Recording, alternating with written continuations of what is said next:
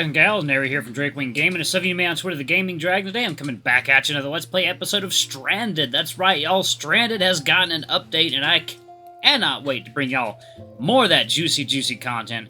Just a few Stranded videos we've had on this channel have already accrued thousands upon thousands of views, y'all. It's crazy. Y'all love this game, love the art style, and I can't wait to showcase more of what this game has to offer, y'all. But before we jump into that, just wanted to let y'all know that our Patreon is now open. We've got Bronze tier for $5, Silver tier for $10, and Gold tier for $15 respectively. Each one of those grants y'all access to exclusive rewards and permanent access to our community Discord server. Jump in, y'all, for as little as $5. It really helps support the channel. Anyway, let's go ahead and jump right back into it, shall we? Alarm chain, you are up, and let's go. Alright. It took me a while to do the same, but I managed in the end. If only this was a dream. Please let this be a dream.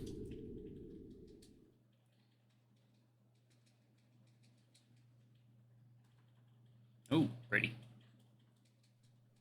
I winced and blinked myself awake as soon as the irritating glare of the rising sun could be felt through my closed eyes. Yawning and stretching, I erased what remained of my tiredness. Feeling oddly refreshed, I slowly got up and surveyed the land from my sleeping area. Through dazed vision, I scanned my surroundings while memories from yesterday replayed inside my mind. Yeah, not good. Yeah, ugh. A disappointed sigh escapes my lips as I realized that this really wasn't a bad dream after all.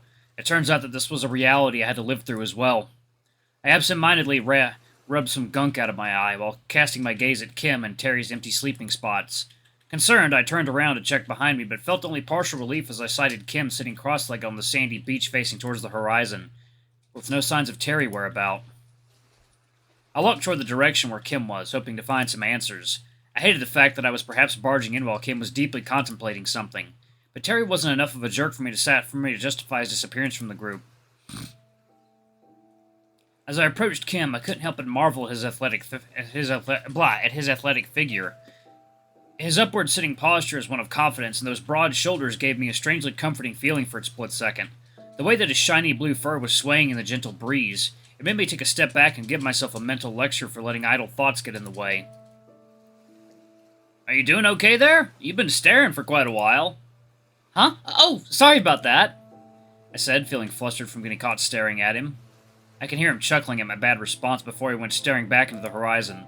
The sound of the waves crashing against the shores filled this awkward silence, as none of us spoke anymore. The gentle breeze blew past us. Did you sleep well? Yeah, I did. You're up earlier than the rest. Well, I'd like to hear Terry say the same. Speaking of which, where did that fox go anyway? The sunlight woke me up, but he just wasn't in his sleeping spot. I looked back at the campsite again, hoping that Terry might just be eavesdropping in silence. Nope, still gone. He said very little before he left. About how he needed to think of or something. I mean, I tried talking him down, but... But? Kim pauses and shuts himself up, contemplating his next word. He took several deep breaths while closing his eyes. I think I was actually doing a different voice for Kim. Once they're open again, he assumed a more relaxed posture and leaned back on the sand while being propped up on his elbows. He looked calmer now, but I still noticed that his toned chest was heaving at an irregular pace. Oh, it's fine. Sorry I went off a little back there. Terry did go off somewhere, but I made sure that he didn't go too far off from where we currently are. He sounded dejected now. His confident voice trailed away into a low and barely audible mutter as he spoke the last sentence. Are you doing okay? You seem distant. I'm doing all right. You don't sound all right. I'm fine! He snapped back at me, which felt rather uncharacteristic coming from someone like him. The person who went on about how a calm mind is a clear mind yesterday is now having a personality shift from chipper to overly crotchety overnight. It just didn't feel natural. I, of all people, knew that being stranded on a mound of land and surrounded by a never-ending body of water would not do wonders for morale, so perhaps Kim was also affected by it, despite what he said. I'm sorry. That was rude and unnecessary of me, he said, averting his eyes away from me in guilt. It's okay. I wasn't expecting that. For a while, none of us knew what to say to one another. How does one even recover from this awkward situation? Thank you. What? What do you mean? What do you mean, thank you? Thank you for stepping up as our leader. You were the only voice of reason among a desperate crowd yesterday, and I thought that you should know since no one mentioned it yet.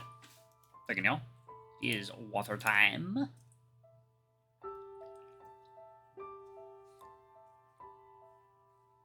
There we go. I paused, half expecting to be cut off at any time, yet the blue husky only made a soft grunt of doubt. Kim was trying to remain stoic, yet his ears did perk up and twitch ever so subtly as I offered my compliments. I had more words left, but before anything I went next to him and sat down.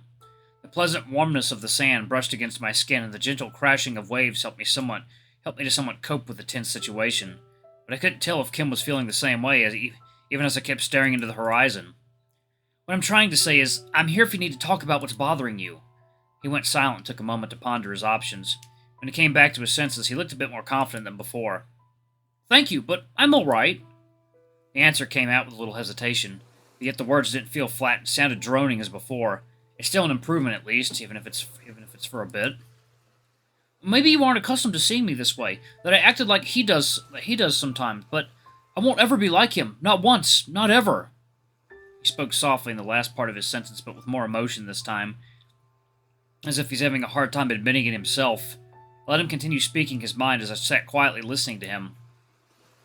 I'm gonna prove him wrong and become the person he believed that I couldn't be. I'll make sure that everyone gets back to civilization in one piece. There'll be no more losses, not on my watch. His words came out in a calm and pronounced manner, spoken like someone who was full of determination and fire to press on when the odds were against them. No further explanation from him was needed to justify his true intentions. And yet, what do you mean by losses? Once again, Kim could only shake his head in disagreement behind closed eyes. It's not something I'm ready to share yet. Besides, we have work to do. The husky said as he stood up and extended an arm to help me up, which I accepted. Whoever this person that Kim mentioned, they managed to get through to Kim, and it concerns me. If it's Terry, then you can only wonder what he had said to Kim. Whatever happens, we need to have a clear head to get through today. I heard while I was preoccupied with brushing off the sand from my lower body before looking up at him. Calm mind is a clear mind, right? I said, startling him with my remarks. Right! I walked past Kim and had a head start and headed straight to regroup with the others. Kim followed suit at a comfortable enough walking speed to catch up to me. He kept his pace along with mine, making sure I wasn't falling behind all the way to the campsite. We approached the campsite and waved to Lucy, who seemed to be the only one awake. Aw. Barrow was still sound asleep with a peaceful expression on his face. Owen, on the other hand, had a rather comical grin on his face. His lips were quivering, as if he was trying to talk in his sleep. They sure look comfortable enough to be able to sleep all night long. Yeah, I kind of feel bad trying to wake him up now. Well, I don't. Hey guys, wake up already! Kim went to Barrow's position and gave the bear a very gentle shake to rouse him from his slumber. He let out a yawn and gazed around groggily as I tried to wake Owen up. Surprisingly, the otter did not stir even as me and Kim each took an arm, trying our best to rock him out of his deep dream. Sure, it took more effort for some, but eventually the gang was all awake. Alright, so what's the plan then? Well, some input from the rest would be good. What do you guys think? I said as I turned my neck to check on them, and I caught the two leaning haphazardly against one another. They stared lazily at me with droopy eyelids that could close at any moment, while bobbing their heads back and forth, still struggling to stay awake. Lucy let out an annoyed sigh, then got up. She rose to her feet and picked up a discarded can from last night. Her actions seemed strange at first. Then a sense of realization sets in at the sight of a small stick she was clutching in her other hand while walking toward her two sleepy companions. Ah! Expectedly, the bunny banged her stick against the container right above their head, creating a sudden ruckus which caused Barrow and Owen to both jump up in shock. Barrow falling back and Owen wincing and recoiling, bracing himself with his hands in front of him. Stay awake, you lazy heads, or we'll die for real today!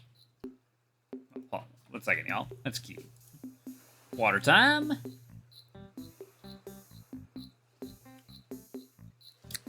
She yelled right in their faces before tossing aside the objects and returning to her spot for a seat. I'm up! I'm up! Yep, wasn't even sleepy anyway. Nope. As she sat, Lucy tried to look as calm as possible. Her eyes closed and the sound of meditative breathing became audible. Barrow and Owen had a shocked look on their faces as they stared at Lucy, still trying to process what happened. Barely a minute later, Lucy had already opened her eyes. She cleared her throat. Sorry about that. Anyway, what should we do now? Oh, right. Oh, right, the plan. The husky uttered nervously before finding a moment and regaining his composure. Well, then, it is important that we replenish our food supplies. I say we explore this island a bit to find things that we can eat. Well, maybe we should start with fruits and berries. It should be around if we look carefully enough. We can split into groups of two and search the island while Owen goes fishing with the bait. Yup, sounds decent to me. Are you okay with being alone, Owen? I'll be fine. Just count on me. Barrow, is there something wrong about the plan? Barrow was thinking rather intensely and was lost in his own thoughts. He stared into the sand as his hands covered his muzzle, before pulling them away, his face scrunched up with a serious expression. It's rare for you to be serious. Are you okay, Barrow? Are coconuts a fruit or a nut? Huh? At least his head is working. I'm more concerned about his line of thoughts. But the word nut is in the name. Cocoa nut. Barrow, I don't think that's how it works. No, you're right, Barrow. It is a nut. It's actually... Oh, I knew it. Don't encourage him. All right, that's enough about nuts. We're getting sidetracked here. We still need to divide ourselves into two groups. Yeah, we should... Anyway. What were you trying to say, Lucy? I didn't hear much with everything going on just now. It's... Never mind. If there's nothing else, Hisoka? Yeah? Would you like to go berry hunting with me, or coconuts hunting with Barrow? Oh, well... Barrow's route is still in development. Stay tuned. Kim, okay. I think I'll give you a hand, Kim. Me? You're not following Barrow or Lucy? Yeah, I'm sure the two of them will be fine. I don't think I'll be much help, but it'd be better than nothing. Yeah, alright, can't really argue with that. Oh, come on now, did you really have to consider my companionship? I whined at him, which only elicited a wider grin from the husky. Boy's gonna knot you sideways. What? I was thinking about who else would be there for you when you start crying over being lost. Hey, I'm not that useless! I playfully punched his shoulder, looking up at him with puffed cheeks as he looked down at me, laughing and ruffling my hair with his hand on my head. Hey, calm down, Tiger. I'm only joking. Gosh, you don't really put up much of a fight, do you? Anyway, I guess that leaves Barrow with you, Lucy. Hisoka and I will be looking along the edges of the forest.